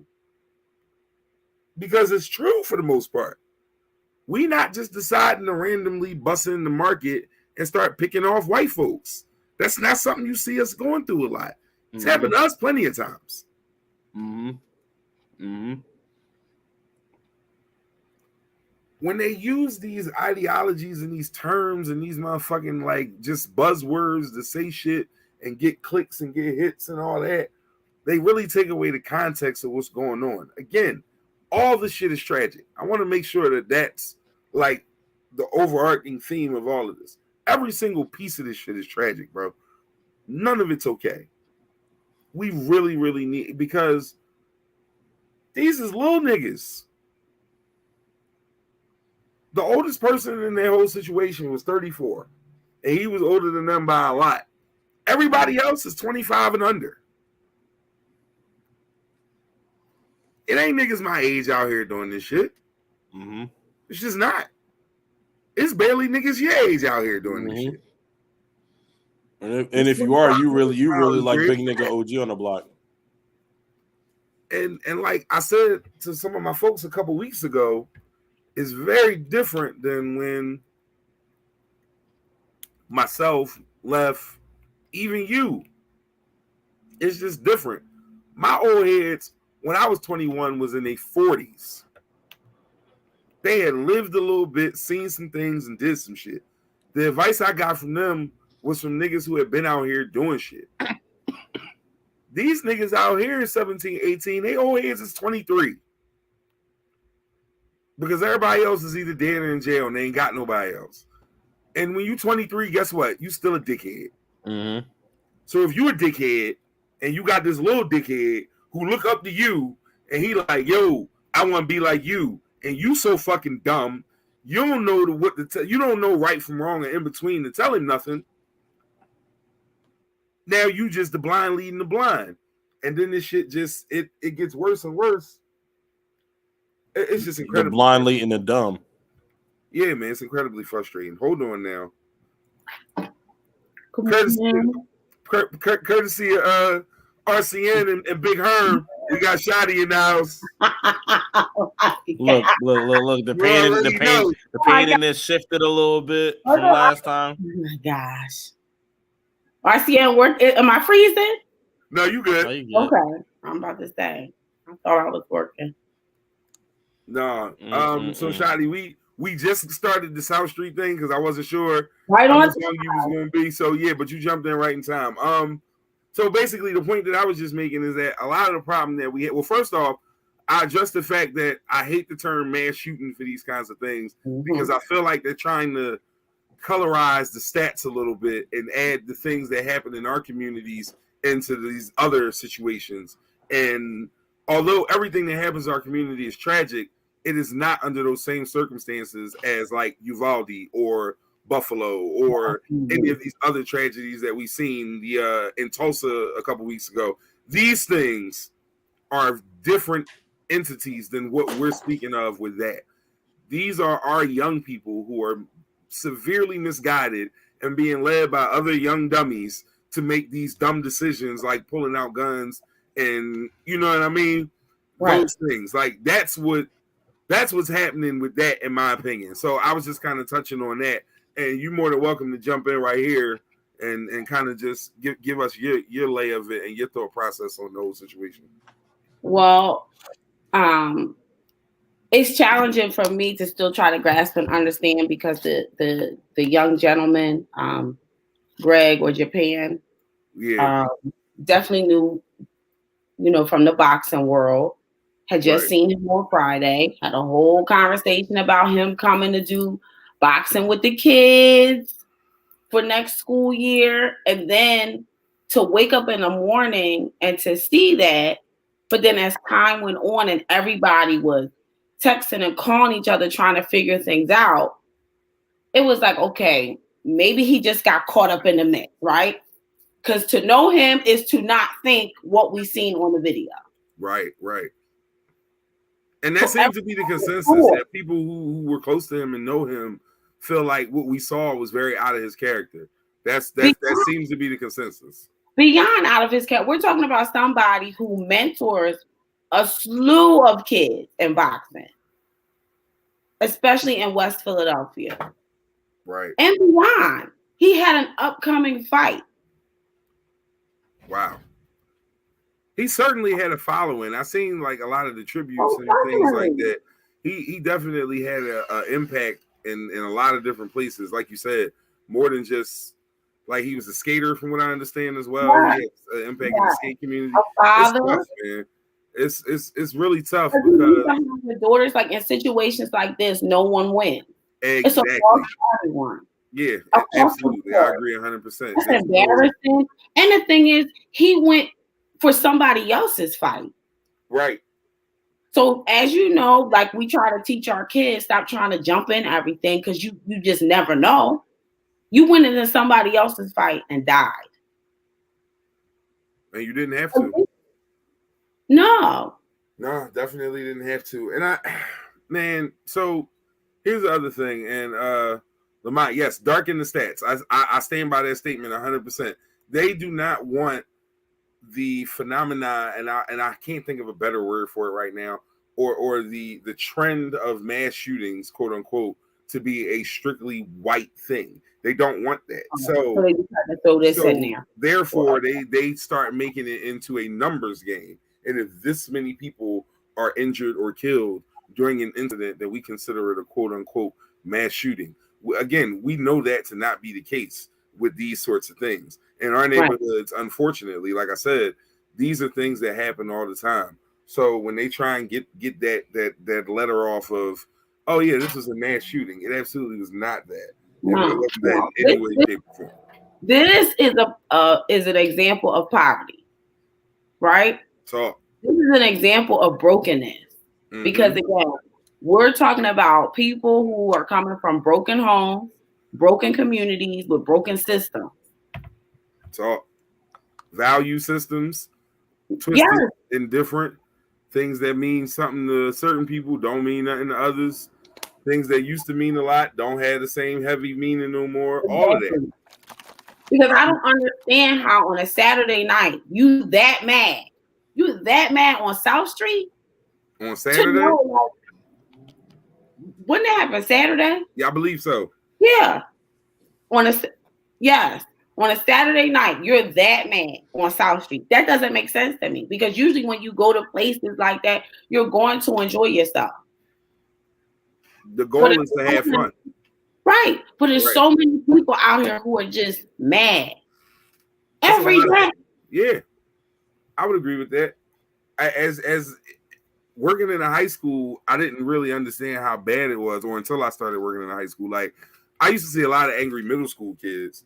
And that was never like, young boys, they're young boys. Right. The other ones that were shooting from the other end apparently just was shooting because they were shooting. Right. No, yeah, and that's what it seems to be like. All right, let's get some shots off. Yes. Which is the wildest shit ever. Like, you ever see the video of the gunfight? Them niggas is yakking at each other back and forth, and the shit like the dust settle, and it's the one nigga that run out and just start busting for no reason, like busting, shooting all over the place. Like, it's just unnecessary. You're not even shooting at nobody. And that's what it is, though. But just to say I did it. A lot of what happens, and it's crazy, is literally just to be like, I got a story to tell, man. Right. And that I feel a part of something because most people don't know their purpose, right? And most people don't feel a part of anything. So if I get out here and shooting, then you like, oh, he's dope. That's my man. No, y'all were corn. Yeah. But above that, then when the little niggas get locked up, they tell on each other. That's the real wild part. They be like, I'm solid, 10 toes down, all this bullshit. They put them in them rooms, nigga. Offer them niggas a cheeseburger and shit be different. You hungry, little nigga? Let's talk if you hungry. Like, and that shit, like, you can listen to rap songs and try and gather what you think niggas do when they go in them booths. The more realistic thing to do would be to watch First 48. Because that shit, 75% of the niggas that go in them rooms got a story to tell. And they telling it to save their ass. Like, at whose ever expense. Stop thinking these niggas is solid, man. That's the other thing. They really be mistaken with that. And then, like, remember that young boy who they hit and the judge was like, 25 years, and that nigga fainted? Yeah. They said, well, they said 13 and 12 running concurrently. And then nigga was like, I got 25 years. I got 25 years. Nigga started looking at his fingers and fell the fuck out. I can't do no 25 That's a shame because he ain't raped that girl either. Yo, hold up. Off subject real quick. Mike said this nigga had 3 juices, 2 orange, ice cream, chips, and a cookout plate. Yo, this nigga's eating escapades always find a way to take center stage. Like, damn. It always happens when Shadi come back. I ain't start eating. Keep it a bean. I ain't start eating until like 10 minutes before she got here. Like you was off screen snacking. You was off screen snacking though. But the tostones, once they got they gave me the lifetime supply. I might have to freaking freeze these. The lifetime supply of these shits. I ordered a medium, 580 something. That's good food for a good price, bro. So Shadi, here's my question to you though, right? with all this anger amongst these young men, like, how do we reach them? Like, what do you like? And I'm not saying you have the answer, but just like, what are some things you think aren't being done, or maybe could be done better within the flow of what we're doing outside of the obvious? Because it starts at home, and as parents, we just got to buckle down with certain shit, and that's that in the end, what you allow to happen is going to happen a lot, and then sometimes what you don't allow to happen still going to happen. Right, but and you got to be involved within this situation.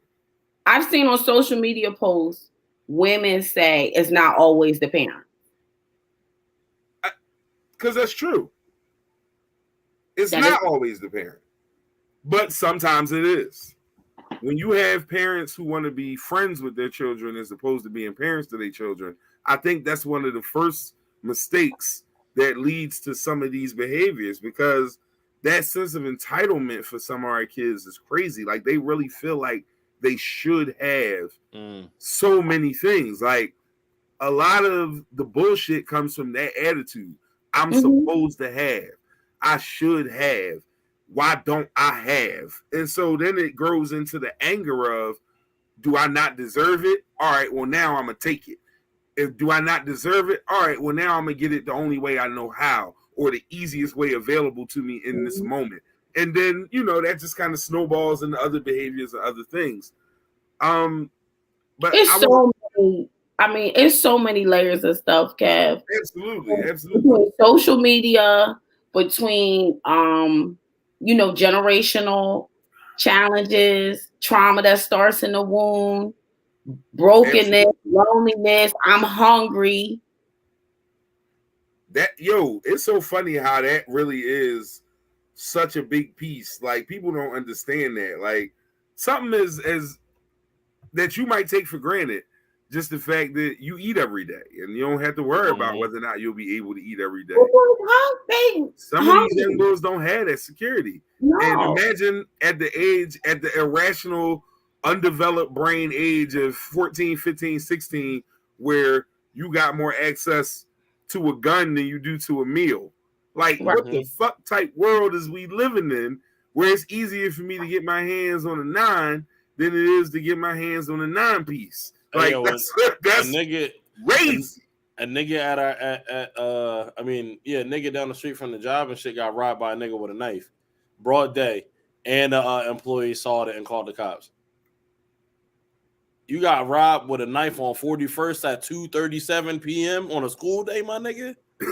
Down bad. Yeah, like, man, listen. With a knife, down bad. Yeah, shit crazy out here, though. But you don't know. I'm like, I've never seen so many dudes, like, just angry, that just sit up underneath each other. And what's crazy is it's not all kids. It's a lot of grown-ass angry, a lot of angry-ass grown men. What happened to grown angry niggas? Chasing money. Hey, you know what I was always told? Niggery loves company. In the morning in front of the corner store. I can't even get a bottle of water.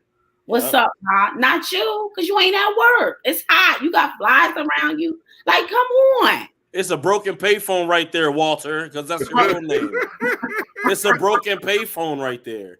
And that shit was broke before payphones went out of business. It's a lot of payphone shells around this motherfucker. Like, where they and you could tell that used to be the block, like the block, nigga. Like, yeah, and they still got contraband on them somewhere.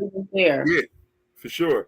First off, if you're doing hand-to-hands in 2022, if you on a block, I see one yesterday. That shit retire. Like, you are not good at selling drugs. It's over for you. If you are still on the block doing hand-to-hands, let that shit go. Go fill out an application.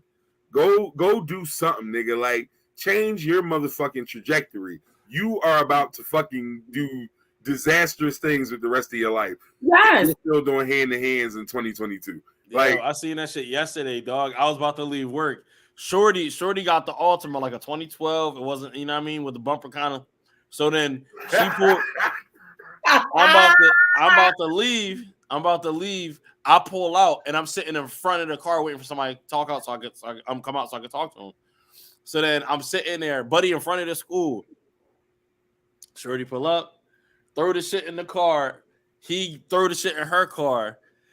When this nigga go to pull off because he know I was sitting there in front of him, he wave like look back and wave. Nigga, I'll just watch you buy crack cocaine, heroin, all of that, and you want to wave in front of this drug-free zone? Oh man, your charges is double just because of where you made your transaction. Man. Imagine the cop be like, nigga, and then you wave like ball, you know what I mean? Policeman, look. Oh man, yo, like it's just certain things you should outgrow. Like I'm always amazed, like when I ride through certain neighborhoods and I just see 30 niggas on, like y'all still do this. Like it's really still like. So you like get up and say, I'm going to the block, and that's it. That's your entire day. Yep. With a bunch of dudes. Hey, listen. I say this all the time. Niggas gonna do what women let them. So it's a woman somewhere that's letting these niggas live like this. Because some women want that shit. It's as weird as it is. There's a certain sect of women that are attracted to men who live their lives this way. I don't know why. Maybe it's the freedom. Maybe it's immaturity. Maybe it's damage. Maybe it's trauma. Maybe it's all of that mixed up. I don't know what it is. But there are women who want men who get at $1 in every weird ass way possible, no matter what, except for going to get an actual job. And all of them women wipe back to front. Damn. Because didn't nobody teach them no better. Oh shit! And all of those women wipe back to front. And there you have it. I don't know that we can even follow that up with anything. All of those women wipe back to front is crazy. Oh man. My man Ray went off. My man said a bunch of keeping it real going wrong niggas out here that have no guidance looking for hood stripes for what? Standing on the corner of goofy shit street and dumbass ass. Feel sorry for the players. Talk, Ray. No, I mean, listen, man. We can't understand it. And I say this all the time because I try not to be very hard on the youngins and so on and so forth. We can't understand the shit that they hold valuable. So therefore, we can't understand their actions because we don't subscribe to their values. And it's not just us in this situation. It's the reason why black people and white people don't get along for these things. If a lack of values is still a different set of values. Like even if you don't have any and I got some, we operating on different planes. I'm gonna what are your values? They'll probably look at me like, what are you talking about? Exactly. They don't even understand the concept of it. But I think our outrage comes from not realizing that they don't give a fuck about the shit we give a fuck about. And unless we find a way to like infuse that in them, it's not. And like I said, that's why the obvious answer is the parents all the time. Because all my seasoning came from my folks. Like my old soul is a direct product of my father and me hanging with him and spending time with him and understanding the shit he liked and just having general conversations with him about the way he thought about shit and some of his ideologies and so on and so forth. All that is shaped by simply just him being present and talking to me and being around and all those things. Same thing with my mom. Same thing with my stepmom. Same thing with my godmom. Same thing with my sisters. Like, you build to everybody. That's why when my man Sean got that slogan, "My village sturdy," like, I believe that shit. That's a real thing. Like, it's not just you. It's not just the people in your house. It's literally everyone on that team pouring into these kids. We had our graduation today, and for weeks, a lot of our kids was like, I ain't gonna cry. I'm like, you're gonna cry. You're gonna cry because you worked hard as shit to get here. You're gonna cry because you've been with a lot of these kids that you're doing this with for 12 years. Some of y'all been doing this as a full school journey because I work for a network. So they have elementary, middle, and high school. So some of them literally have walked this whole journey for 12 years. You're walking into a complete unknown with people who you don't know for the first time in your actual real life. You're going to be scared. If nothing else, the fear is going to scare the shit out of you and make you cry.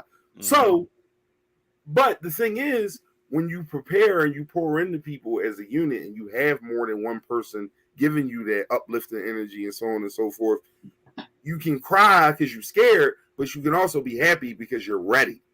Right. And we're just not sending enough ready kids out here. We're not. This shit. They're just not ready. And there's a lot of reasons why that's a problem. And we can't put our finger on one thing, but our kids aren't ready. No.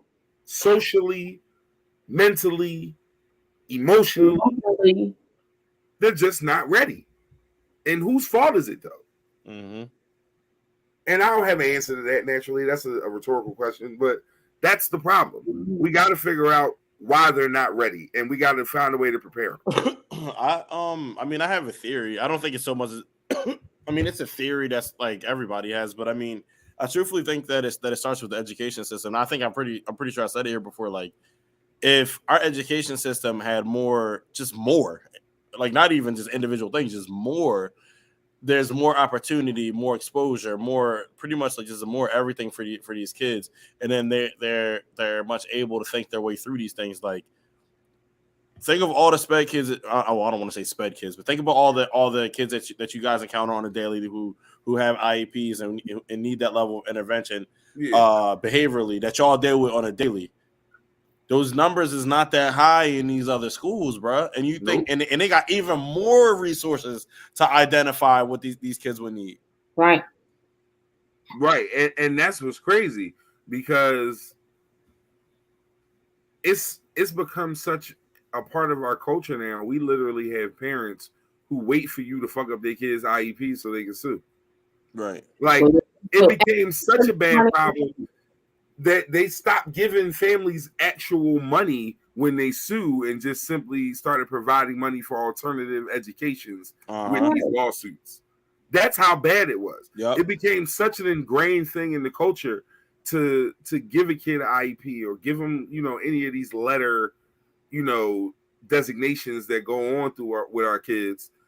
And the school couldn't even have to pay the parent no more. They had to pay for education. And the fact that it needed to be changed that way lets you know it's a game. Like, I've literally had parents tell me, well, that ain't part of his IEP.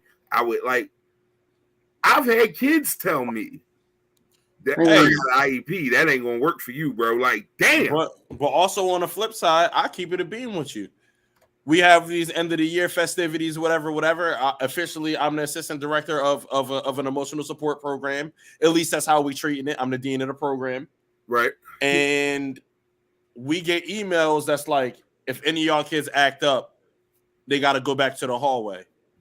All right, but like if any of the kids in the other classrooms act, they got to go back to the hallway. So my trifling ass, per their IEP, inclusion is necessary. You can't just kick them out. Right. You can't. No, like, but I'm playing the legal shit. Like, yeah, but you gotta fight for them because some motherfuckers don't. Like, it's a lot of them kids that don't have no voice, man. You gotta do that. They're an emotional support program for a reason. We know that they don't know how to. We know this. So how can we penalize it? That's like imagine, imagine like needing to pay a bill, right? Needing to pay a bill, and is, you know what? We're gonna attack a whole not even like a fee, a whole nother bill on top of you. Now you can't pay this one, you can't pay this one because you can't pay this one. Now we're gonna put a whole nother. We're gonna be paying somebody else's shit, right? Like, you know what I mean? Right. Like, it just begets another thing that begets another thing that begets another thing, and it just sets us back further and further and further. And people don't be realizing what they be doing to these kids, just these little tiny things. Yeah. You have to give kids more credit for being aware. I have kids who are in pull-out groups and have accommodations for certain learning disabilities that they may have, who are hyper aware of the fact that for certain things in certain classes, they are not allowed to participate with the general population of the rest of their grade for whatever reason. We do a lot of singling out in that way, and then we wonder why some of them lash out at us because they're embarrassed. They feel like you don't feel like they're good enough to do these things because we put such a stigma on it. Even the teachers do it. And I like start with them. That's what I'm talking about. My favorite SPED teachers are the ones who are very aware of that, the ones who are conscious of that, and they humanize every piece of it, and they really and it doesn't come across as pity, and it just comes across as awareness, and the kid just feels like, thank you for taking good care of me within those situations. I am not. I don't know, man. Like, we can't keep scarring these kids in every part of their life and then wonder why they do what they do when they get their hands on a gun. Like, you can't have all these scars and not expect people to lash out. It's just what it is, man. And having expectations for the kids, because a lot of teachers don't. A lot of people in their lives yesterday to the next day and the next day and the next day, and then it's like it's over with. When you're punitive with children who are looking to try and connect with you, you push them away and you just make them angrier. Like, I am not a fan of you just in trouble because I said you in trouble. Like, you did this is what we do, and that's the end of it. Where in real life do they do that? Everything has circumstances.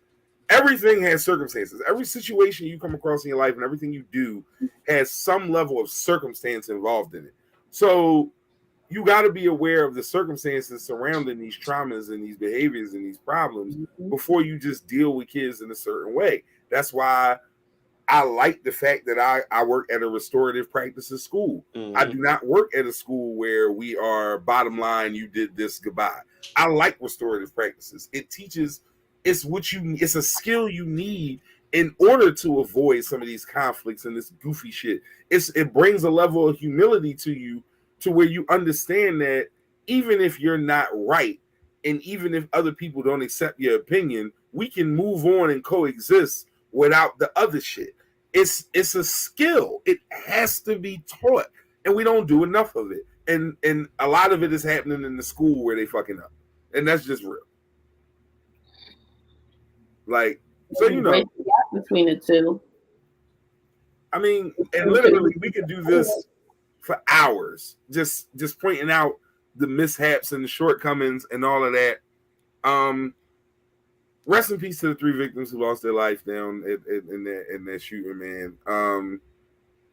All 3 were young, incredible people doing things and really, making impacts. The young man worked at Girard College. I forgot what the young lady's profession was, but everybody there's no good piece of this. It's all tragic. It's all tragic, no matter how you cut it, whether you label it a mass shooting or it's just a shooting or whatever it is. The tragedy still remains the same. 3 people lost their lives, and there are 3 families who are grieving. And beyond those families, there are other people grieving, and that's what should be the most important piece of that. I had one other thing, but it's 9:28, so I want to make sure we give some shine. The big Shadi, the Shadi Hour this weekend. Yeah, Shadi. I'm so not ready. Listen, you ready? You the fuck ready? I gotta get ready. That's what I'm about to start working. Come on, let's practice. Yo, it's Shadi Hood, and we got something good for you, for your soul. It's the morning time. My nigga heard in the background. I'm excited though. Wait a minute. Last second, my man with the ring. What's good with y'all? Oh, look at you. You cut your hair? You cut your hair, bro? Yeah, man. Yeah, right. Turn it aside. Look at you. You look regular now. What? Me no know you no more. What people? What? No brother of mine. What's going on at New Detroit Stamping? Man, stamping these cars, getting them out, dog. That's all we doing. Waiting on this slow ass ride. For those who didn't get it yet, Big Left is in the building. What's up, Left? Left, we getting the information from Big Shadi about a show right now. Starts all right. So give everybody the info, Shadi. What's going on? I'll let you talk. I post this shit all week, but I'm gonna let you go ahead. No, it's always gonna be that. No doubt. My show starts Saturday. Heat 100. Shout out to Monica Mason and the Heat 100 family. Hey. I will be on from 10 to 11. It's called the Shadi Hour, like happy hour, but just in the morning because it's 5 o'clock somewhere. Right. I'm gonna just kick back and talk. I'm gonna be doing every other Saturday because I like that flow. It's peaceful for me. Right. And it gives me time to go see Herman because he plays ball around the corner. Right. What? Oh, check you out. He plays ball around the corner. Herman the Hooper. All right. Yeah, he has a 35 in a basketball league. Oh, we gotta pull up on Herman, bro. Yeah. We gotta pull up on Herman. Like, this stroke, smoke. Come check me out. Yo. I'm giving away tickets. Okay. Herman be putting porn in the muffin. Go ahead. So if you guys have not already done so, make sure you download the Heat 100 app so you can check Shadi out. You will be streaming on Facebook and Instagram, or just Facebook? Just Facebook until I get an iPad, and I can do both. But yeah, I'll be streaming on Facebook, uploaded eventually. It'll be on the Heat 100 page. Okay. But you can definitely listen on heat100.com. We're always giving away tickets to shows, tickets at the Dell, tickets down in Atlantic City. The owner of Blue and Shoes is on the show, so he has a lot of stuff we're promoting. So, all right, I need tickets to the Anthony Hamilton, Raheem Devon show, and in July. So hook that up. Hey, look, I ain't gonna hold you. This shit weird, bro. Like, I'm fucked up looking at you right now. Like, it's not registering right now. Bro. It's been 6 years. Like, I like. My damn head. Oh shit! Walking past them damn people. As soon as I get near the hole. Don't mute. Yo, your job is nasty. They in the break room busting it down. Word, that's what's happening. Break bread. Wouldn't let that shit happen to me though. Yeah. Yo, her ass fat as shit. I knew she looked like Tasha Smith off the Tyler Perry movies. I knew it, dog. I knew she looked like loud ass Tasha Smith, bruh. Yo, Hood. Huh? I'm at work. Oh, my fault. Yo, this nigga. Les, thank you for joining us, bro. We appreciate you. Man. Go ahead before you get written up, nigga. This nigga. But, my fault. Hey, yo, that's the title. That's the name of this week's podcast. I ain't gonna hold you. Before I got on today, I listened to the They Know remix like 5 times. I ain't gonna hold you. I hate you. I hate everything about you. Damn, we haven't had one of those in a minute. That was beautiful. Like, I can't ask for much more than that. That was the one. So like I said, Heat 100 app, heat100.com, Big Shadi Hour. 10 to 11 Saturday. Make sure you check that joint out. These two, we about to run. Hey, Left, give us something before you go, bro, because we about to do the closing thoughts anyway. Sheesh, I'm trying to think. Like, damn, he done fucked my head up. Like, now I'm gonna be sitting here from coworkers looking at. Yeah, you make me like. I'm in here. I'm working every day. Not calling out nothing. I'm trying to be right, so everything be right. And then I bet. Hey, bro, I ain't mean to put a strike up on your board. My fault, bro. Y'all can report that to my HR. Hit KP, he knows she is. No, nigga. My fault. Oh my god. No, just I'm at work, dog. Yeah. Oh, I'm trying to see if I get next Saturday off. Like, I put it in a book, but next Saturday is the 10-year anniversary of It's From the Soul. So I'm trying to go up to New York to go do that. So I'll let y'all know. But yeah, 10-year anniversary. Shout out to Andre McDonald. And I ain't even got no goofiness to talk about as far as, you know, because this motherfucker done just took the wind out of me. Bro, my fault. Good. I'm glad it was you today. New Detroit Stamping is wilding over there. Yeah. Yo, she came in kind of hot like a comet. Yeah, my headphones is in now, like bro, she was the whole cause of at least two of them. At least two of them, yo. At least two. Oh my god.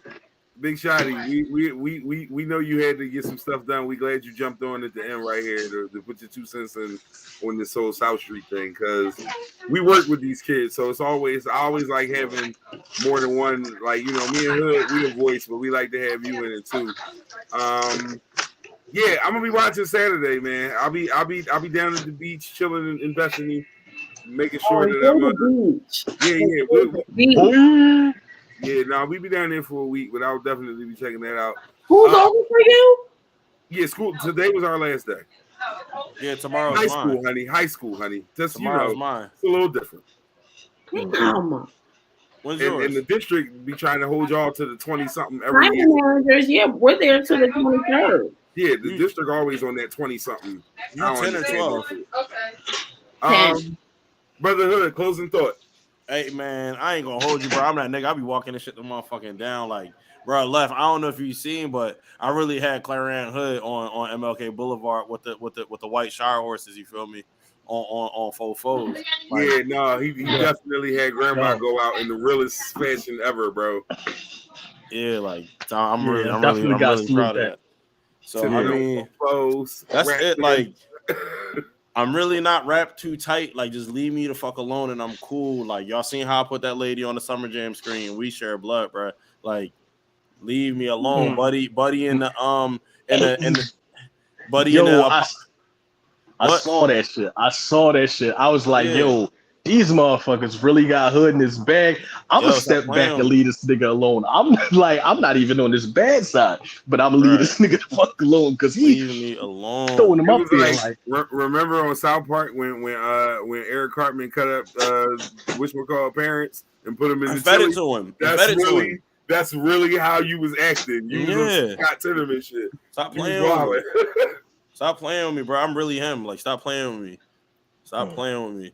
So yeah, I mean, that's pretty much it. Like, you feel me? Hey, I wanna thank my baby Veronica. She really held it the fuck down. My grandma actually passed on her birthday, and like, I mean, of course, it's expected that she gonna hold it down, but just like she's held it down in a way that was like very near and dear and special to me. Not only me, but my family as well. Yeah, Bess. That's what's up. Yeah, that's basically it. Yo, leave me alone. Buddy in dispensary tried me yesterday, and I really piped up. Like, I meant to say the apothecary. Yo. Anyway, so if you have a graduate, if you are a graduate, if you know a graduate, congratulations to you and those graduates and anyone who has poured into those kids through this time. Shadi, I know you have your young lady who graduated Lower Marion, right? Yeah, yesterday. Yeah, yesterday. So congratulations to her. Congratulations to my son. He graduated 8th grade the other day. Congratulations to the graduates of the class of 2022 of Belmont Charter. They graduated today. Special shout out from me to the class of 2023. I am the dean. I've been with them. I'm their dean. I've been with them since their freshman year. We are entering our senior year, and it's going to be the wildest, most dope, most fun, absolute craziest senior year you could absolutely imagine, because these kids is wild, but they smart and they work hard and they deserve everything they're about to get. Yeah. So this next year coming up is going to be definitely crazy, and I'm looking very much forward to it. I got to see a couple of kids graduate over the last couple of days that I've been with since middle school.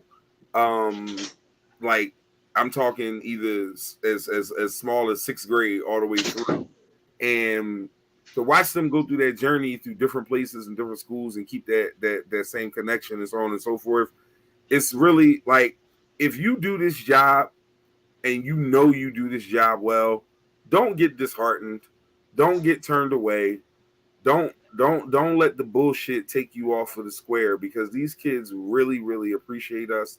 These kids love us, and most importantly, these kids need us. Mhm. So if you are good at this job, if you are really fucking good at this job, like the reality is we know those people. You know if you're good. You know if others know if you're good, and how the level of respect that you bring to the position that you hold. If you're in these classrooms, if you're in these hallways, and you really are providing something for these kids, do not give up. That is my final thought for this. Don't give up, because when I see these kids walk across these stages, man, they put a lot into this shit, and a lot of it is because we believe in them. So do not walk out of those classrooms. Don't walk out them hallways.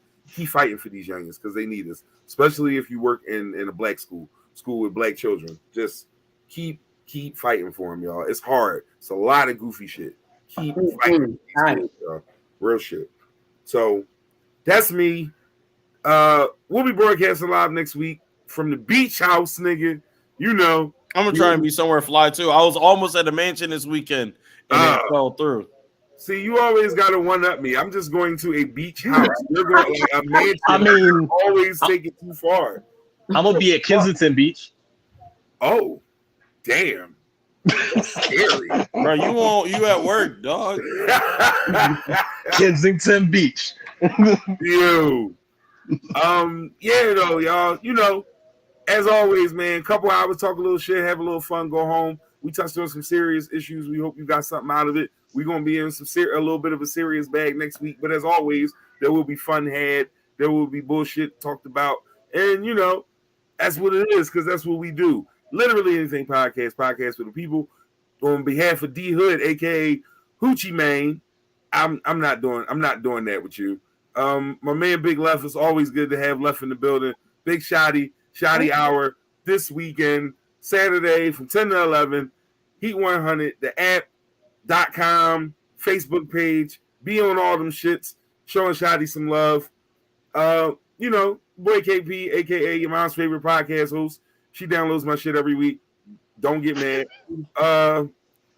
You know, that's what it is, man. Peace and blessings to y'all, and we'll see y'all next week. Out of this motherfucker.